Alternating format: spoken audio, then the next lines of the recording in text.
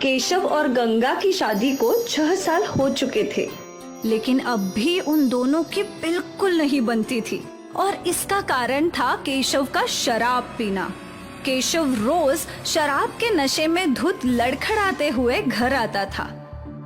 अरे गंगा, चल खाना लगा। कितनी बार बोला है आपको कि शराब पीकर घर मत आया कीजिए। अरे ये मेरा घर है, तू कौन होती है मुझे घर में ऐसे रोकने वाली? मैं आपकी पत्नी हूँ और ये आपका बेटा सौरभ, और सौरभ को आपसे बहुत डर लगता है। कम से कम इसके लिए तो शराब पीना छोड़ दीजिए। ये मेरा बेटा है, मुझसे थोड़ी ना डरेगा। तू कुछ भी बोलती है अनाप शनाप। सौरभ, अरे सौरभ! सौरभ अपने पिता से डरकर अंदर के कमरे में भाग जाता है। तूने मेरे बेटे को डरपोक बना दिया है। और नशे की हालत में केशव गंगा को पीटता रहा। ये सब रोज का था। केशव रोज शराब पीकर आता और नशे में अपनी पत्नी को मारा करता था। केशव का बेटा सौरभ उससे बहुत डरता था और वो अक्सर किसी कोने में छुप जाया करता था। एक दिन की बात है, गंगा ने ठान लिया था कि आज वो केशव के इस रोज रोज के शराब की समस्या से मुक्ति पाकर ही रहेगी। इसलिए गंगा ने अपने पिता मधुकर राव को घर बुलाया था। पिताजी, अब ये रोज का हो गया है। ये खूब शराब पीकर आते हैं और मुझे मारते पीटते हैं। अब तो सौरभ अपने पिता से डरने लगा है। तू चिंता मत कर, मैं दामाद जी से बात करूंगा। बाप बेटी केशव के घर लौटने का इंतजार करने लगे। कुछ देर बाद केशव आया, पर वो नशे में धुत था। अरे गंगा, अरे ससुर जी, आप कब आए?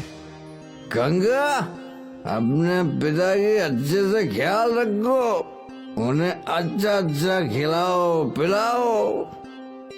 मैं खाना पीना खाने नहीं, बल्कि आपसे बात करने आया हूँ दामाद जी। मुझसे बात करने? किस बारे में? आपकी इस रोज रोज की शराब की आदत के बारे में। दामाद जी, आप समझदार हैं, आप जानते ही होंगे कि इस शराब की आदत की वजह से आपका पारिवारिक जीवन खराब होता जा रहा है। आपका तो बेटा भी आपसे डरने लगा है। बस ससुर जी, ये मेरा अपना मामला है, आपको इसमें बोलने की कोई जरूरत नहीं है। मैं अपनी बेटी और नवासे की भलाई के लिए बोल ही सकता हूँ। वो आपकी बेटी थी, अब मेरी पत्नी है। मैं उसे जैसे रखूं उसे रहना पड़ेगा, चाहे मैं उसे मारूं, पीटूं या कुछ भी करूं। नहीं दामाद जी, आप ये गलत बोल रहे हैं। वो मेरी बेटी अब भी है, मैं उसे आपके साथ मार खाने के लिए नहीं छोड़ सकता। तो ले जाओ अपनी बेटी को अपने साथ, मैं भी देखता हूँ कितने दिन पालोगे। चल बेटी, अब इस आदमी से बात करना ही बेकार है। पर सौरभ, मम्मी मैं आपके साथ ही रहूंगा। हाँ, तू भी चला जा अपनी माँ का पल्लू थाम के। चलो गंगा, अब यहाँ रहने का कोई फायदा नहीं है। ठीक है।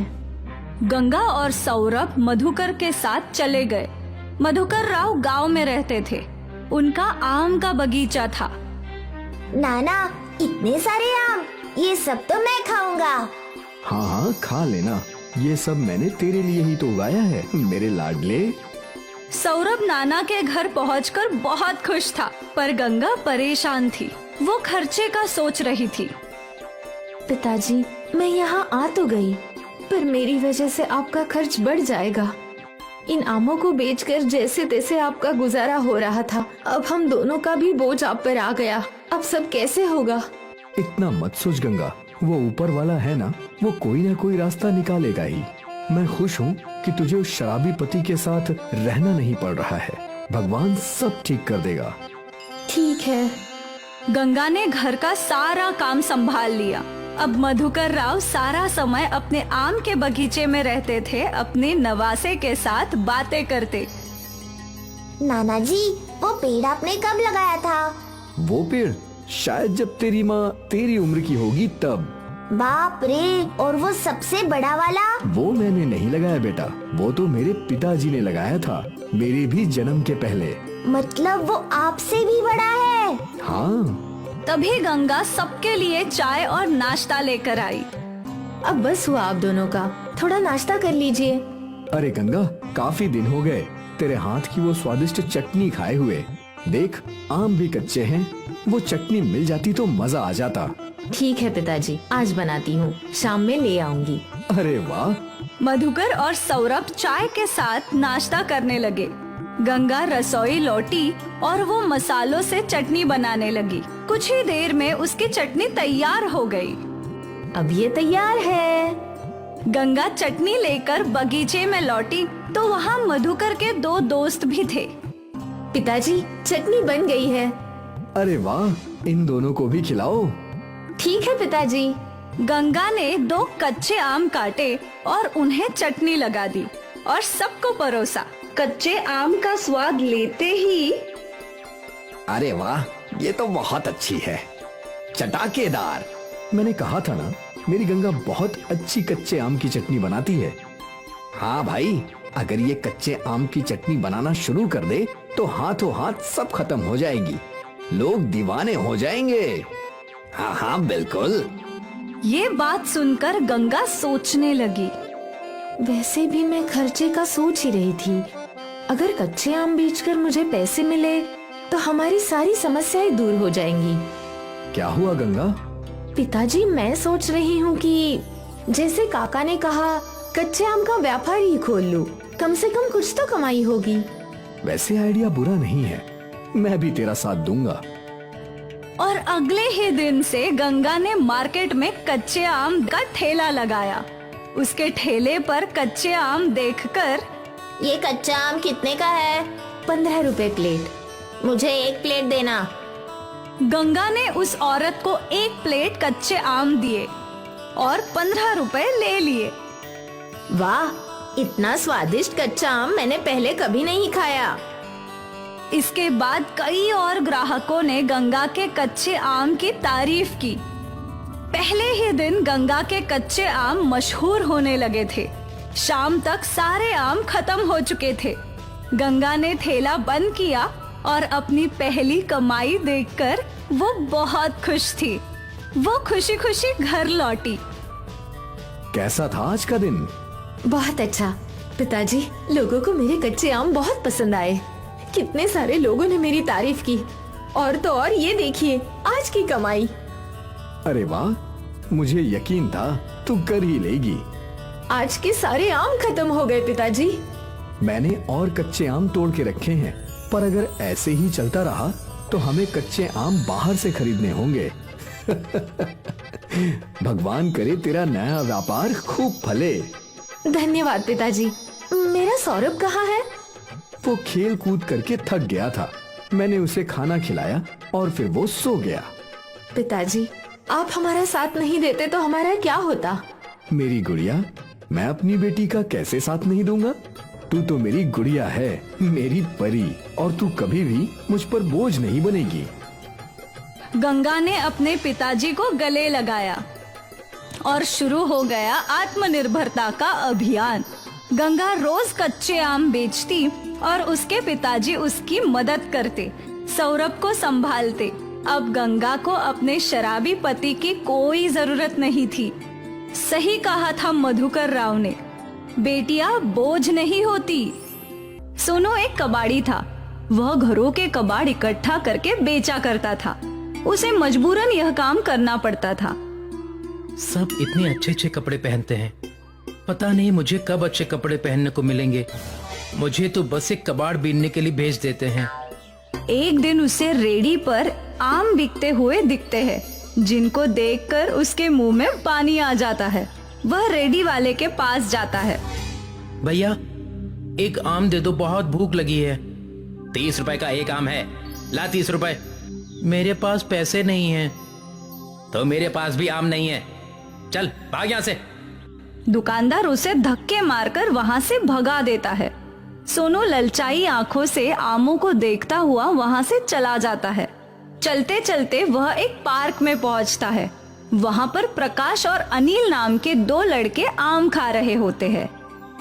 हाँ भाई, यार देख मेरे पापा इतना अच्छा आम लेकर आए हैं। अरे वाह, आम तो देखने में बहुत ही अच्छा लग रहा है। चल जल्दी से निकाल और खाते हैं। ये कोई आम नहीं है, बहुत खास आम है। महंगा भी बहुत होगा।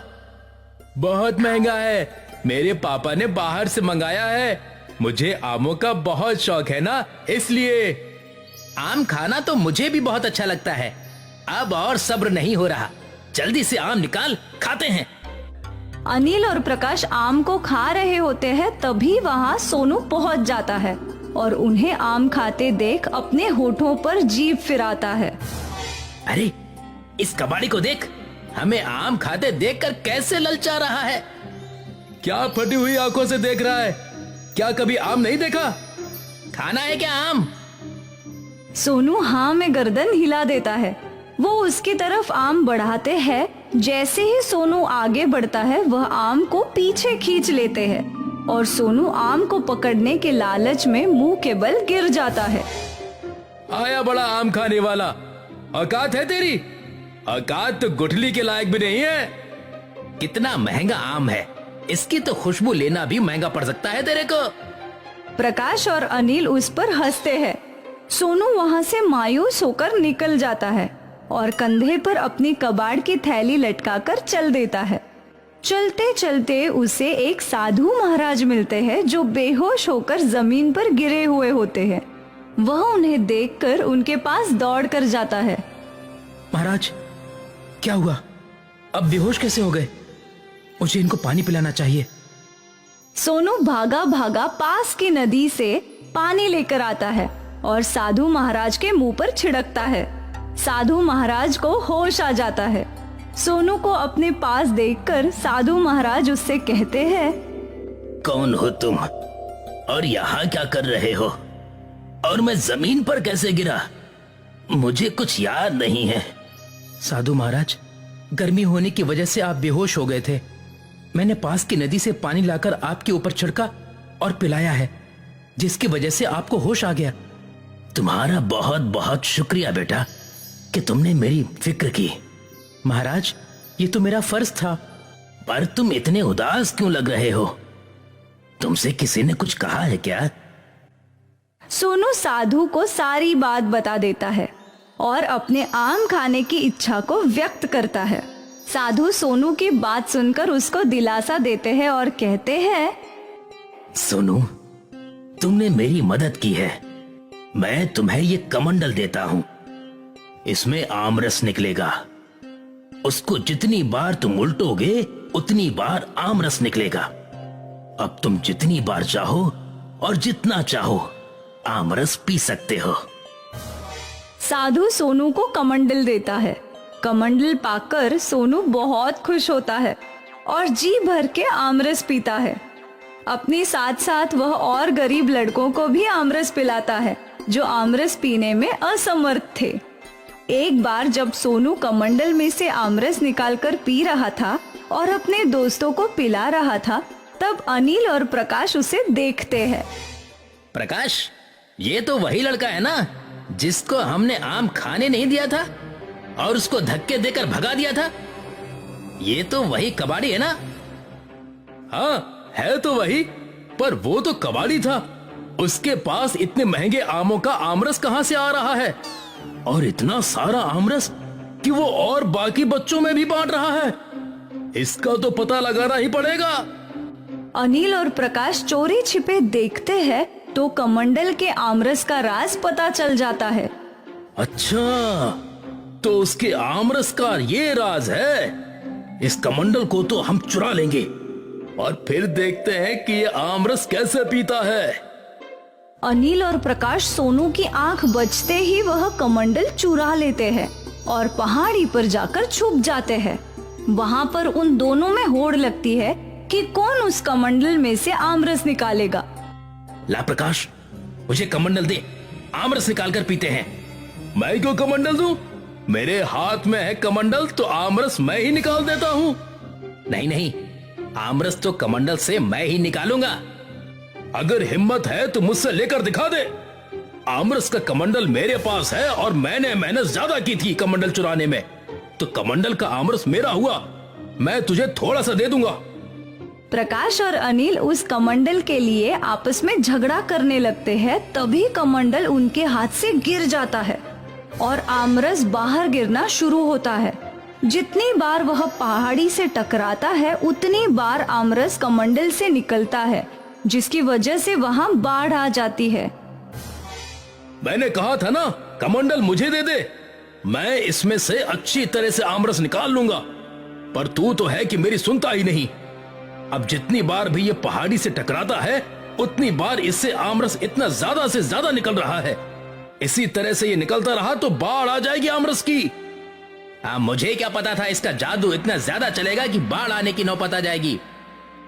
देखते ही देखते पूरी कॉलोनी आमरस के सैलाब में डूब जाती है।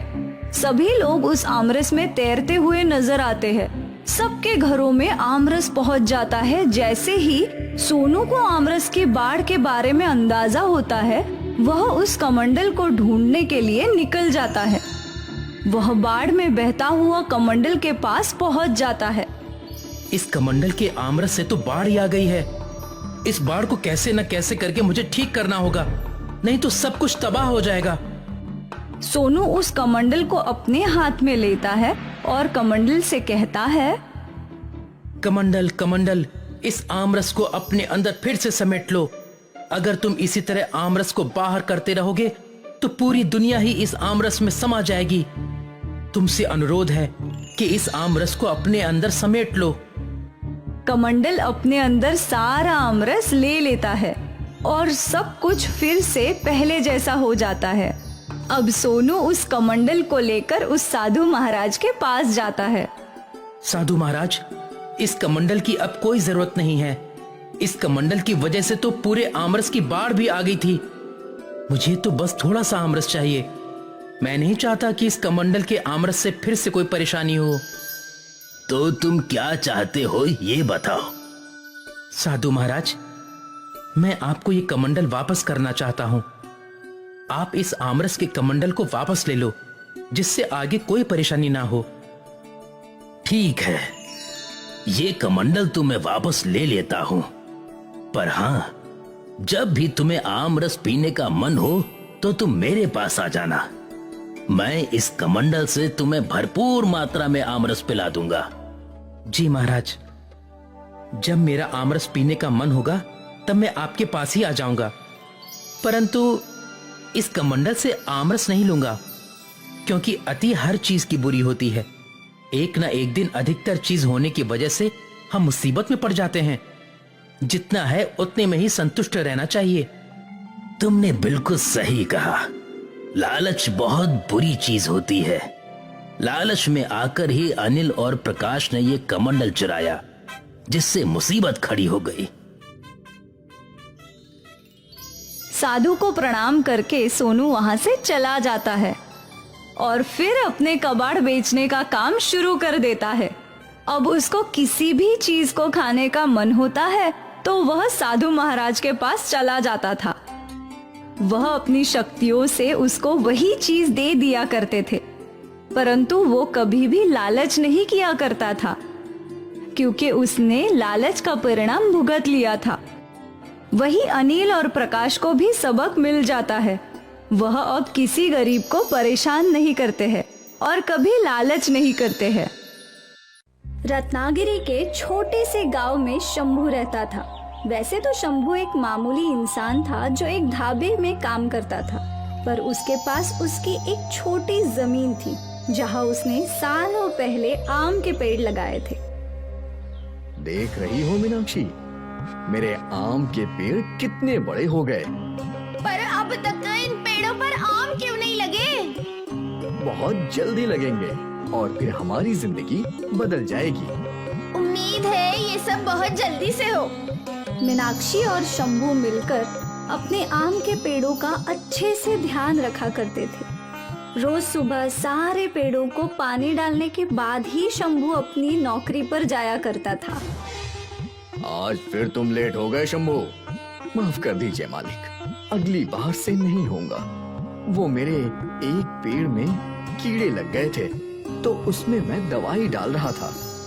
ठीक है, इतने सालों से तू इन पेड़ों का ख्याल रख रहा है, भगवान ही जाने उसमें फसल कब आएगी। आएगी मालिक, जरूर आएगी। उसी दिन शंभू को अपनी पगार मिली 10,000 रुपए। वो सारे पैसे लेकर बगल वाली दुकान पर गया। ये लो भाई, आपके 500 रुपए जो मैंने पिछले हफ्ते लिए थे। बहुत बहुत धन्यवाद। यहाँ से वो किराने की दुकान पर गया। आ गए भाई। मैं सोच ही रहा था कि अब तक तुम क्यों नहीं आए। खैर, आपके घर का सारा राशन मैंने पहले ही बांध दिया है। बहुत अच्छा किया। कितना हिसाब हुआ है भाई? 2040 रुपए। ये लो। फिर शंभू दूध वाले के पास गया। ये लो भाई, तुम्हारे 1000 रुपए। अब बकाया खत्म, नया हिसाब शुरू। हाँ ठीक है। सबका हिसाब दे दाकर जब वो घर पहुंचा, आप ही का इंतजार कर रही थी। पगार मिल गई लगता है। यहाँ रख दीजिए सारा राशन। मिल गई और 3540 रुपए दे भी दिए। मतलब अब बस 6407 रुपए बचे हैं। हाँ, इसमें से खेत के लिए मुझे 3000 रुपए लगेंगे। बिजली, मोटर, पानी का बिल वगैरह वगैरह। 500 मेरे महीने के खर्च और बचे हुए 3000 रुपए तुम रख लो। जो सामान लगे वो लाना और बाकी पैसे बचा लेना। जी ठीक है। मैंने सोचा था इस महीने अगर 3000 से ज्यादा पैसे मिले तो नई साड़ी खरीद लूंगी। वो अगले महीने मेरे बहन की शादी है ना। तुम फिक्र मत करो, कुछ दिनों में मैं तुम्हारे लिए नई साड़ी ले आऊंगा। ठीक है जी। सारा हिसाब हो चुका था। अगली सुबह जब शंभू अपने आम के पेड़ों के पास पहुंचा तो वो हैरान था। मीनाक्षी, क्या हुआ? देखो, पेड़ों पर फल आ रहे हैं। हे भगवान, ये हमारे पेड़ों की पहली फसल होगी। हाँ हाँ, उम्मीद है फसल बहुत अच्छी होगी ही। हमने इतने सालों से इन पेड़ों की देखभाल की है। वो तो है। शंभू और मीनाक्षी उत्साहित थे। उनकी वर्षों की मेहनत रंग लाई थी। 1 महीने में सारे पेड़ों पर आम आ गए। कितने सारे आम है ना। हाँ, हमें अभी इनकी और भी अच्छे से देखभाल करनी होगी, तभी हमें अच्छा दाम मिलेगा। हाँ बिल्कुल। अब से मीनाक्षी और शंभू ने ज्यादा से ज्यादा वक्त अपने आम के बगीचे में बिताया। अगर एक भी आम को कीड़े लगते तो वो तुरंत उसे तोड़ देते। लगभग 3 महीने बाद आम पकने लगे। शंभू ने एक आम तोड़ा और उसे खाया। ये आम तो बहुत ही रसीले हैं मीनाक्षी, तुम भी खाओ। हाँ हाँ, मीनाक्षी ने भी आम चखे। सही कहते हैं लोग, सब्र का फल मीठा होता है। अब सारे आम तोड़ने होंगे। ठीक है। शंभू ने अपनी नौकरी से कुछ दिनों की छुट्टी ले ली और दोनों पति पत्नी मिलकर आम इकट्ठे करने लगे। 3 दिनों में आमों का बड़ा सा ढेर लग गया। सोचा नहीं था इतने सारे आम लगेंगे हमारे पेड़ों पर। भगवान जब भी देता है छप्पर फाड़ के देता है। तभी एक आमों का व्यापारी वहाँ से गुजर रहा था। उसका ध्यान ताजे आमों पर पड़ा। अरे शंभू भाई, सारे आम बेचने हैं क्या? जी स्वामी भाई। स्वामी ने एक आम चखा। वाह, 1 नंबर। बहुत ही मीठे हैं और आकार भी बड़ा है। क्या दाम लोगे इन सब का? ये मेरी पहली फसल है, आप ही कुछ हिसाब से बता दीजिए। फसल बहुत अच्छी है। मैं इन सब आम का तुझे 3 लाख रुपए दे सकता हूँ। 3 लाख? सौदा मंजूर है तो बोल। जी मंजूर है। और हाँ, अगले साल भी मुझे ही बेचना। बिल्कुल बिल्कुल। मैं पैसे और आदमी लेकर आता हूँ। ठीक है। स्वामी पैसे लेने चला गया और मीनाक्षी और शंभू बातें करने लगे। भगवान की कृपा है हम पर। 3 लाख? बाप रे। कृपा तो है और हमारे सालों की मेहनत भी तो है मीनाक्षी। हाँ, ये मेहनत का ही तो फल है। वो दोनों स्वामी के लौटने का इंतजार कर रहे थे। कुछ देर बाद स्वामी एक टेम्पो, कुछ आदमी और पैसों के साथ लौट आया। ये लो शंभू, तुम्हारे पैसे। बहुत बहुत धन्यवाद। शंभू ने पहली बार इतने सारे पैसे देखे थे। स्वामी के आदमी आमों को टेम्पो में भरने लगे। सब कुछ हो जाने के बाद शंभू और मीनाक्षी घर लौटे। इतने सारे पैसों का हम क्या करेंगे? 1 लाख बैंक में FD रखेंगे, 1 लाख के तेरे लिए गहने बनवाएंगे और 1 लाख अगले साल के लिए बचाएंगे। 1 लाख के गहने? हाँ, जिंदगी भर मैंने तुझे दिया ही क्या है सिवाय इस मंगलसूत्र के। चल अभी गहने खरीदते हैं। अभी? हाँ अभी। मीनाक्षी और शंभू गहनों की दुकान पर पहुँचे। राम राम किमजी भाई। राम राम। बोलो शंभू भाई, क्या दिखाऊं? भाभी जी के लिए कान की बाली या अंगूठी? आप कान की बाली भी दिखाइए, अंगूठी भी और एक हार भी। ठीक है भाई। खिमजी भाई ने पहले बालियां दिखाई। मीनाक्षी ने एक बाली पसंद कर ली। फिर अंगूठियां दिखाई। मीनाक्षी ने एक अंगूठी भी पसंद कर ली। फिर खिमजी भाई ने हार दिखाए। मीनाक्षी ने एक हार भी पसंद कर लिया। इन सबको मिलाकर 70,000 हुए हैं शंभू भाई। बस एक काम कीजिए, आप कंगन भी दिखाइए। जी। खिमजी भाई ने कंगन भी दिखाए। मीनाक्षी को एक कंगन की जोड़ी भी पसंद आई। इन सबको मिलाकर 1,10,000 हुए हैं शंभू। ठीक है। शंभू ने अपने झोले से पैसे निकाले और खिमजी भाई को दे दिए। अरे वाह भाई, इतने सारे पैसे, वो भी नगद। कोई खजाना मिला है क्या? ऐसा ही समझो। खिमजी ने सारे गहने मीनाक्षी को दे दिए और वो लोग वहाँ से निकल गए। शंभू के जाते ही खिमजी भाई ने ये बात दूसरे दुकानदार को बताई। वो शंभू मेरी दुकान से 1,10,000 के गहने खरीद कर गया है। लगता है कोई खजाना मिला है उसे। अरे बाप रे। और ये बात आग की तरह फैल गई। सारे गांव वाले मिलकर मुखिया के पास गए। जरूर शंभू को खजाना मिला है। उसने 1,10,000 के गहने खरीदे। बाप रे, वो ढाबे पर काम करने वाला शंभू ना। अगर उसे खजाना मिला है तो उस पे सारे गांव का हक है। हमें उससे अपना हक मांगना ही चाहिए। हाँ चलो। मुखिया के साथ सारे लोग शंभू के घर पहुँचे। आप सब एक साथ? क्या बात है? सुना है तुम्हें खजाना मिला है। उस खजाने पर गांव वालों का भी अधिकार है। मुझे कोई खजाना नहीं मिला। तो इतने सारे पैसे तुम्हारे पास कैसे आए? वो इस साल मेरे आम के पेड़ों की पहली फसल बिकी है। 3 लाख रुपए में। स्वामी भाई ने ही तो खरीदी है। झूठ है। वो कंजूस स्वामी तुम्हें एक फसल के 3 लाख देगा? कुछ भी। यकीन नहीं आता तो उनके पास चलो। सारे गांव वाले स्वामी व्यापारी के गोदाम में पहुँचे। स्वामी भाई, इन्हें बताओ कि तुमने मेरे आमों का मुझे 3 लाख रुपए दिया है। हाँ दिया है। इन्हें लगता है कि मुझे कोई बड़ा खजाना मिला है और ये अपना हिस्सा मांग रहे हैं।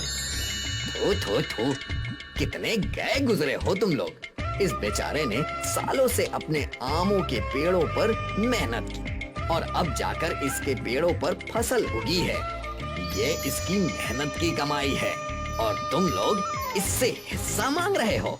तुम सबको तो डूब कर मर जाना चाहिए। स्वामी व्यापारी ने सारे गांव वालों को अच्छे से खरी खोटी सुनाई और सबका सिर शर्म से झुक गया। खिमजी भाई को खटक गया कि शंभू के पास 1,10,000 रुपए थे।